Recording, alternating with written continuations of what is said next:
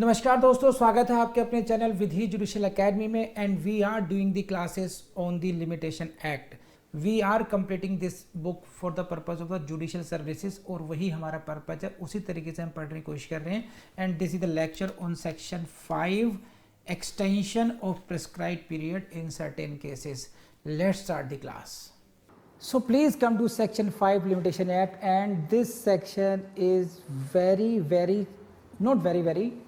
most important section of the limitation act. What, please mark my words, most important section of limitation act, therefore very important for prelims, very important for your mains and also for interview.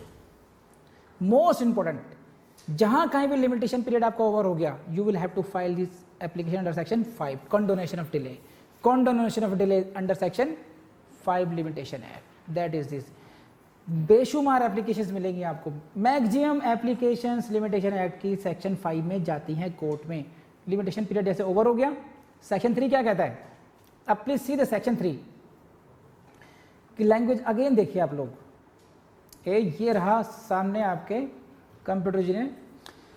Every appeal this application suit shall be after the prescribed period shall be dismissed, but it is subject to the provisions contained in the section 4 to 24, है कि नहीं है? ये सारी बातें तीन क्या है, सेक्शन 3 को पढ़ा जाएगा 4 से लेकर 24 तक के प्रावधानों के अधीन रहते हुए। 4 में क्या आया था कि अगर लास्ट डेट जिस डेट को एक्सपायर कर रहा है उस दिन कोर्ट क्लोज्ड है तो it can be filed when it reopens. It means prescribed period automatically अब extend हो गया उतने दिन के लिए, हाँ है ना? Now section 5 is another exception to this now. section 5 क्या कहता है? section 5 क्या कहता है? देखिए, an appeal, please mark these words, यहाँ पर lenses लगा के देखिए, कहीं सूट मिल जाए लिखा हुआ तो आपको। Any appeal or any application other than an application made under any of the provisions of Order 21 of the CPC 1908 may be admitted after the prescribed period.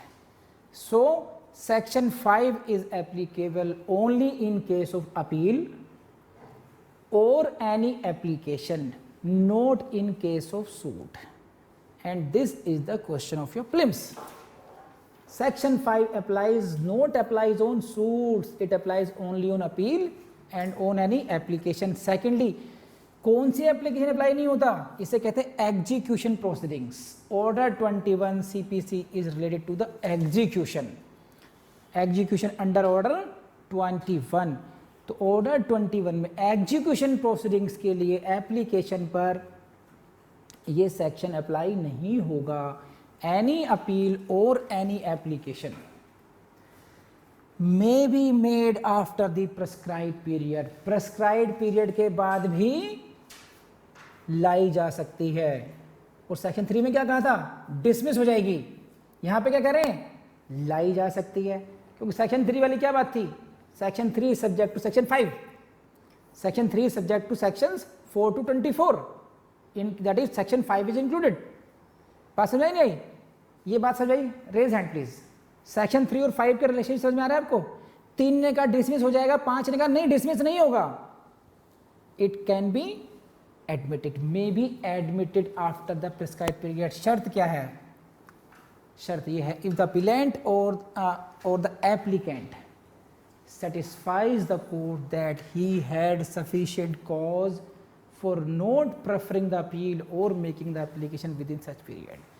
अगर अपीलेंट और एप्लीकेंट कोर्ट को इस बात के लिए संतुष्ट कर दे, कोर्ट का समाधान हो जाए कि he had sufficient cause for not preferring the appeal or making the application, ये जो पर्याप्त कारण था उसके पास ऐसा नहीं करने का, in that case his application or appeal may not be dismissed and it can be admitted.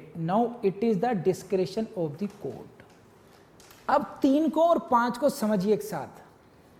Section 3 is mandatory that court will have to take notice of the jurisdiction and limitation fact. and it will dismiss the case. But if the applicant or appellant satisfies the court that I had sufficient cause for note this, then it can be admitted also. तो court के बाद discretion आ गया. Mandatory क्या है? You will take notice. छुपा हुआ नहीं जाना चाहिए इसमें. डिफेंडेंट ने रेज नहीं किया, लेकिन आप देखिए है नहीं है, फिर पूछो उससे कि भाई क्या चक्कर है ये. If he had sufficient reasons, okay admitted, otherwise dismissed. समझ आई बात आपको? तो ये जो सफिशिएंट कॉज है ये ही बहुत इंपॉर्टेंट है. सर क्लास के बीच में ब्रेक लेने चले गए थे, उनके हिसाब से सफिशिएंट कॉज, मेरे हिसाब से सफिशिएंट कॉज नहीं है, है ना. सर मेरी गाड़ी में पेट्रोल खत्म हो गया था, नोट ए सफिशिएंट कॉज. सर मेरे फादर बीमार थे, सफिशिएंट कॉज है कि नहीं है.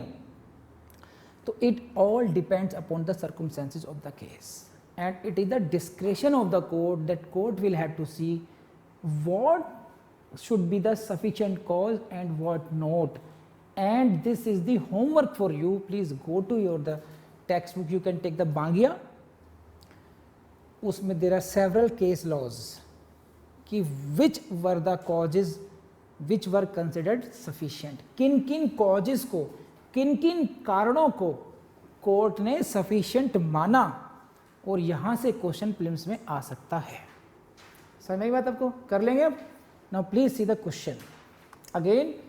Question on section itself. Which of the following sections of the Limitation act deals with the extension of prescribed period in certain cases, and this is the heading से question आया. Please see the heading. Heading को please be for prelims लगाइए, mark कीजिए. Extension of prescribed period in certain cases. Extension of prescribed period in certain cases. मिल गया आपको question का जवाब? समझ में आई तो raise hand please. Yes, good. Again, any appeal, any application other than the application under any of the provisions dash dash may be admitted. कौन सी नहीं होती है? फिल्म द लाइन से कौन सी आएगी? Under order 21 CPC. वो किससे रिलेटेड है? एग्जीक्यूशन प्रोसीडिंग से रिलेटेड है. द फैक्ट, अब इसके एक्सप्लेनेशन पर आ जाइए आप. 5 के एक्सप्लेनेशन पर. Explanation. The fact that appellant और the applicant was misled by any order, practice और judgement of the High Court. यह तथ्य, कौन सा तथ्य है? कि जो अपीलेंट है, जो अपील लेकर आया है, या जो एप्लीकेंट है, जो एप्लीकेशन लेकर आया, ही वॉज मिसलेड. वो दिग्भ्रमित हो गया था, भ्रमित हो गया था वो. मिसलेड किससे हुआ? बाय एनी ऑर्डर, प्रैक्टिस और judgement of the High Court. उच्च न्यायालय के किसी आदेश, किसी प्रथा या किसी जजमेंट से. Order, practice, judgment of High Court in ascertaining और कंप्यूटिंग द प्रिस्क्राइब पीरियड. कि मैं आई वॉज मिसलेड, कि मेरे उसकी वजह से आई could not compute the prescribe period. Duration में मुझसे मिस्टेक हो गई है, कैलकुलेट नहीं कर पाया ढंग से मैं. May be sufficient cause within the meaning of this section. If you are misled, it may be a sufficient cause. तो उन्होंने एक इलस्ट्रेशन दे दिया कि अगर कोई व्यक्ति ये साबित करता है कि हाई कोर्ट के जजमेंट से, प्रैक्टिस से मुझे समझ में नहीं आया कि कैलकुलेशन कैसे होनी चाहिए और मेरी कैलकुलेशन गड़बड़ा गई थोड़ी सी, I am misled, then court में take it as a sufficient cause for the this condonation of delay limitation. कर लेंगे. This is section 5 applies to suits, नहीं. इलेक्शन पिटीशंस, नहीं. Appeals, yes. Himachal Pradesh judiciary 2009. Provision for condonation of delay on the ground of sufficient cause is dealt under section 5. कर लेंगे अब. A party who prays for condonation of delay under section 5 has to establish that he was vigilant, no negligence on his part, no lack of bona fides on his part. देखिए इस बात को समझ लीजिए.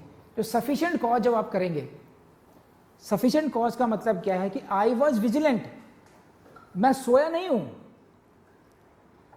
Because limitation act doesn't help those who sleep on their rights. हम पढ़ चुके हैं, लिमिटेशन एक्ट उन लोगों की सहायता नहीं करता है जो अपने अधिकारों पर सो जाते हैं, इट हेल्प्स ओनली विजिलेंट। तो जनाब मैं आई was vigilant, I was not negligent, and there was no lack of bona fides on my part and there was a sufficient cause। मैं जो लेट हुआ, जो प्रिस्क्राइब्ड पीरियड मेरा ओवर हो गया, जो टाइम बार्ड हो गया मेरा मैटर, इट वाज नॉट कि because I was not vigilant, I was negligent और बोनाफाइड ही नहीं थी मेरे पार्ट पर, ये सब था, उसके बावजूद भी मैं बीमार हो गया, डेंगू हो गया मुझे। मैंने कहा था अपने लॉयर से, सब कुछ तैयारी थी, लेकिन मैं डेंगू हो गया मुझे, मुझे ट्रेन से आना था जनाब, ट्रेन वहां पर ट्रेन चक्का जाम हो गया, नहीं आ पाया, जाट आंदोलन हो गया, यादव आंदोलन हो गया, पटेल आंदोलन हो गया, नहीं आ पाया मैं। तो I was vigilant, I was not negligent, there was no lack of bonafides on my part, even then I could not file and this is time barred, it is the sufficient cause. समझ में आ गई बात, नहीं आ गई बात? ये तो sufficient cause के साथ साथ आपको ये बताना पड़ेगा कोर्ट को कि विजिलेंट था, नेग्लिजेंट नहीं था, बोनाफाइड था। Next, condonation of delay under section 5 limitation act can be claimed as a matter of right या नहीं? पहला option no, you cannot claim, is a matter of discretion of the court, या sufficient causes for the delay has to be shown। Discretion तो है, लेकिन discretion भी तभी होगा जब you will have to show the sufficient causes for the delay has to show। एक बात समझ लीजिए बहुत अच्छी तरीके से प्लीज, सेक्शन 3 एंड 5 को दोबारा समझाया तो मैं। सेक्शन 3 ने क्या कहा? द एप्लीकेशन, सूट और appeal shall be dismissed if not filed within the prescribed period. There is no discretion on the part of court, court can not extend it. 3 साल का तो 3 साल रहेगा, कोर्ट ये नहीं अरे कोई बात नहीं, चलो 3 साल था वैसे तो, दिल्ली लाई, खुश हुए, file it, admit it. No, discretion सिर्फ इतना है कि अगर वो कोर्ट ने सफिशिएंट, उसने अपीलेंट ने या एप्लीकेंट ने ये सफिशिएंट कॉज स्टैब्लिश कर दिया, उसमें डिस्क्रेशन है, सफिशिएंट कॉज है या नहीं है। Without sufficient cause you will have to dismiss it. अब अंतर समझ रहे हैं? नहीं समझे इस बात को? अंतर, मैं कोर्ट हूं मान लीजिए, आपका केस आया, देखा टाइम बार्ड, डिसमिस्ड। अच्छा, आप अरे यार ये तो अपना ही आदमी है, कितने दिन? सर 1 साल है, कोई बात नहीं, चलो एडमिट करो, पेशकार साहब लो admit. It is not done as a court, I am bound to dismiss it. कब कर सकता हूं? When the court will see कि whether there is sufficient cause और नॉट। हाँ है ना, सफिशिएंट कॉज है तब जाकर के कोर्ट को समाधान हो गया कि there is sufficient cause for that, then it can be delay can be condoned। देखिए समझिए please, again see this question, again there is doubt. condonation of delay under section 5, now please see this B and C, options B and C देखिए आप लोग। condonation of delay is a matter of discretion of the court। इसको समझिए, इसका मतलब क्या हुआ कि कोर्ट की मर्जी है वो कंडोन डिले करे या ना करे, सफिशिएंट कॉज को नहीं देखना, मन मर्जी आएगी तो कर देंगे, नहीं तो नहीं करेंगे। It is not discretion, that kind of discretion. Discretion कब एक्सरसाइज है? जब कोर्ट को आप ये सेटिस्फाइड कर दोगे। डिस्क्रेशन की प्री कंडीशन है, कंडीशन प्रेसिडेंट है। First you will have to satisfy the court कि there was a sufficient cause, only then court can exercise its discretion for condonation of delay। Are you getting this point? दोनों में अंतर समझ में आया? Discretion का मतलब है ठीक है, okay, not okay, you will have to satisfy the court with the sufficient cause for the delay, then this is the whether the cause is sufficient or not, it is the discretion। if the court is satisfied with the sufficiency, then this is, अब मैं sufficiently के आपको गुरु मंत्र देता हूँ, आप में जितने भी एडवोकेट हों, बहुत बड़ा गुरु मंत्र है, देता हूँ आप लोगों को। सफिशिएंट कॉज, जब किसी को कुछ ना मिले